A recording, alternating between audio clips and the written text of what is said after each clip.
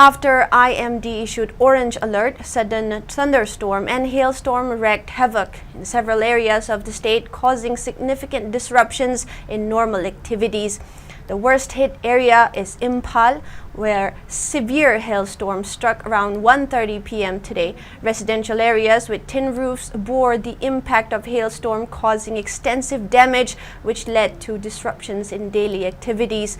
Traffic movement in Imphal was severely affected, with roads becoming risky due to accumulation of hailstones.